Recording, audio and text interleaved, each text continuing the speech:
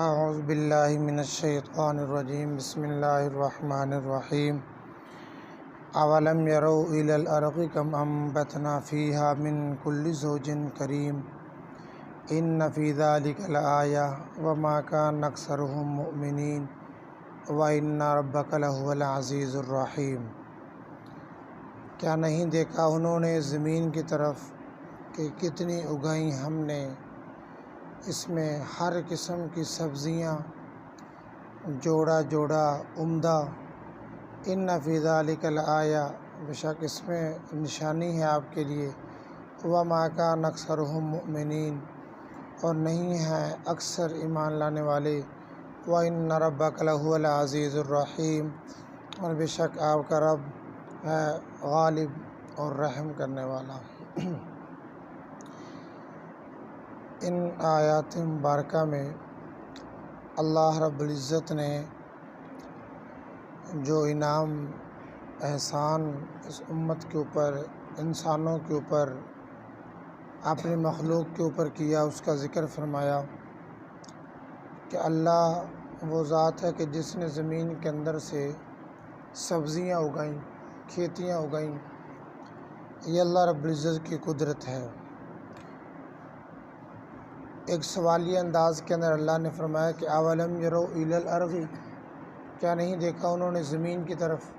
کیا مطلب؟ یعنی کہ زمین کی طرف دیکھنا چاہیے، غور و فکر کرنا چاہیے کہ زمین کے اندر سے، مٹی کے اندر سے مختلف قسم کی سبزیاں اگتی ہیں،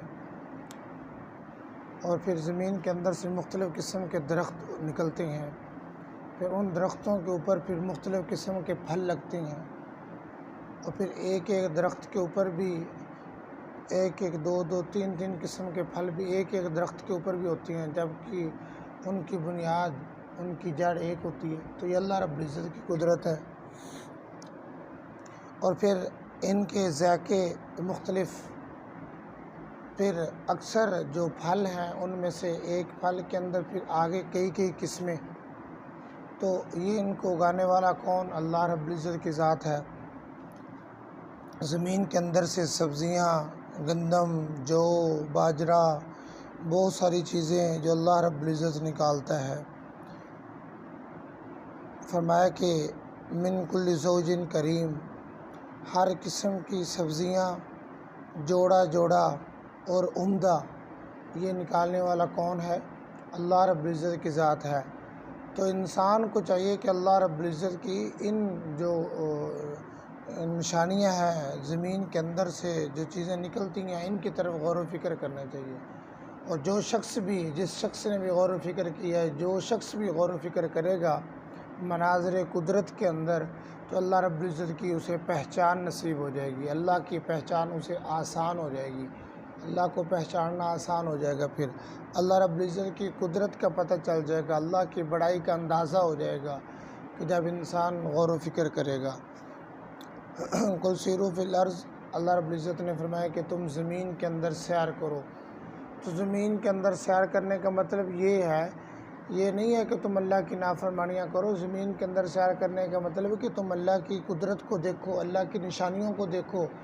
اللہ رب العزت نے جو ایک مخلوق پیدا فرمائی، اس مخلوق کو دیکھو۔ اللہ رب العزت نے جو انعام، جو نعمتوں کی صورتوں کے اندر اللہ رب العزت نے مختلف چیزیں جو انسانوں کے لیے پیدا فرمائی، تو ان کے اندر غور و فکر کرو کہ بڑے بڑے پہاڑ، اور پہاڑوں کے اندر سے پھر پانی کا نکلنا، بڑے بڑے بادل اچانک اکٹھے ہو جانا، پھر وہاں سے اوپر سے پھر بارش کا برسانا، اللہ رب العزت کی قدرت۔ پھر ہزاروں میل کا فاصلہ، اور پھر بڑے سکون سے قطرے کا زمین کے اوپر گرنا، پھر فرشتوں کا ان کو لے کر آنا، پھر صبح کے وقت سورج کا طلوع ہونا، بڑے اعتدال کے ساتھ اپنے وقت مقررہ کے اوپر پھر سورج کا غروب ہونا، اور پھر صدیوں سے ایسے چلنا، پھر چاند کا نکلنا رات کے وقت، ستاروں کا نکلنا، انسان کی خود اپنے جسم کے اندر انسان غور و فکر کرے، انسان کی سانس کا چلنا، انسان اپنی سانس کو اگر زبردستی روکنا چاہے تو رکتی نہیں ہے، کیونکہ اللہ رب العزت کا ایک نظام ہے کہ اس نے چلنا تو وہ چل رہی ہے۔ اور جب انسان کی سانس رکتی ہے تو انسان جتنا مرضی کوشش کرے اس کو چلانے کی، چلتی نہیں ہے، چونکہ ابھی اللہ رب العزت کے حکم سے یہ رک چکی ہے۔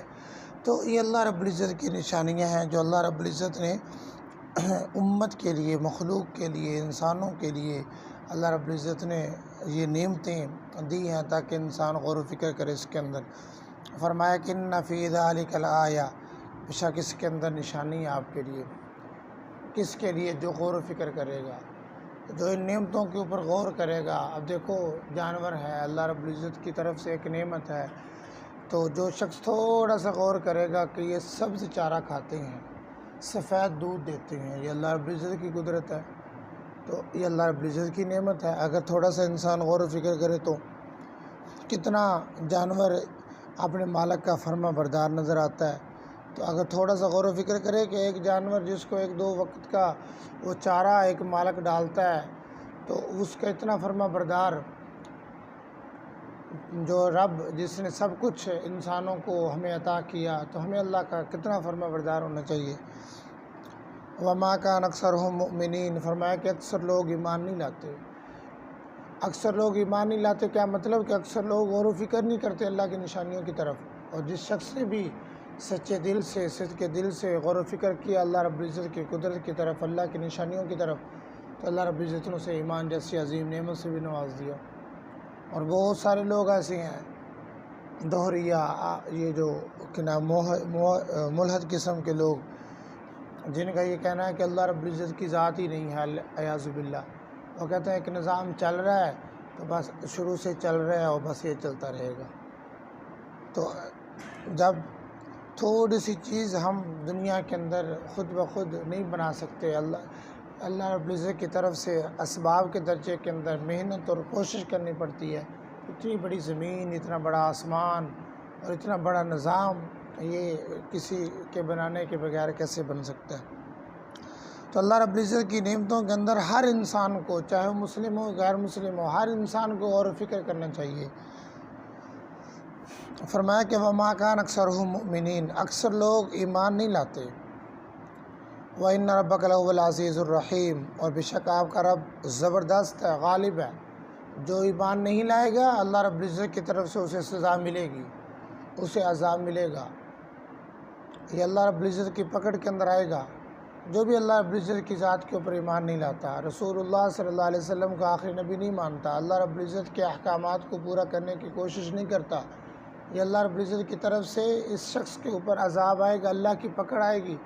اور اللہ رب العزت زبردست اور غالب اور حکمت والی ذات ہے۔ اگر اس دنیا کے اندر کوئی شخص اللہ کی نافرمانی کرتا ہے، اللہ کا منکر ہے، اگر وقتی طور پر اسے تکلیف اور سزا نہیں مل رہی، تو اس کا مطلب یہ نہیں ہے کہ اللہ رب العزت اعوذ باللہ بھول چکے ہیں، یہ اللہ قادر نہیں ہے، نہیں، ایسی بات نہیں ہے، بلکہ اللہ رب العزت تمہیں مہلت دے رہا ہے کہ شاید کہ تم توبہ کر لو، تم توبہ طیب ہو جاؤ۔ اگر تم نے توبہ کر لی تو فرمایا کہ الرحیم، عزیز الرحیم، اللہ کی ذات رحم کرنے والی بھی ہے، رحم فرما دے گی تم پر، تمہیں معاف فرما دے گی۔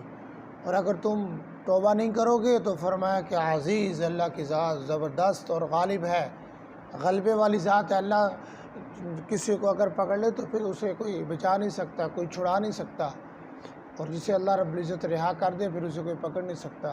تو ہمیں رجوع اللہ کرنا چاہیے، اللہ رب العزت کی طرف رجوع کرنا چاہیے کہ ہمارا خالق، مالک، رازق، سب کچھ کرنے دھرنے والی ذات صرف اور صرف اللہ رب العزت کی ذات۔ اللہ کے علاوہ اس کائنات کے اندر کوئی ایسی ہستی نہیں ہے کہ جو ہماری ضروریات کو پورا کر سکے۔ ہاں، اسباب کے درجے کے اندر ہے کہ ہم ایک دوسرے سے مدد لے سکتے ہیں، لیکن ما فوق الاسباب، اسباب سے بڑھ کر، اسباب سے اوپر کوئی ایسی چیز نہیں ہے اس کائنات کے اندر جو کوئی کسی کے کام آ سکے یا کوئی کسی کا کام کر سکے، وہ صرف اور صرف اللہ رب العزت کی ذات ہے۔